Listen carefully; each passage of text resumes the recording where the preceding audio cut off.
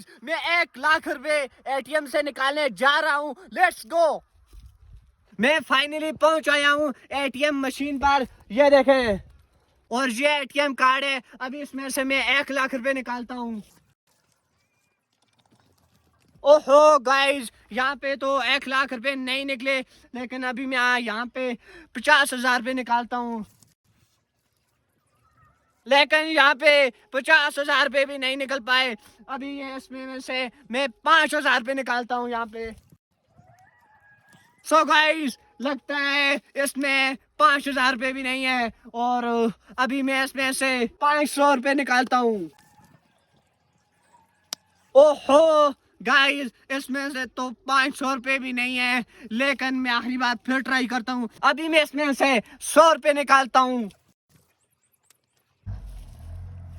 ओ ये क्या, इसमें से 100 रुपए निकलाए हैं गाइस। 1 लाख रुपया निकालने आया था, लेकिन 100 रुपया एटीएम मशीन से निकल आया है। बाकी जो नेक्स्ट पैसे हैं, चलें वो फिर कभी निकालेंगे और वीडियो भी बनाएंगे और आपको दिखाएंगे।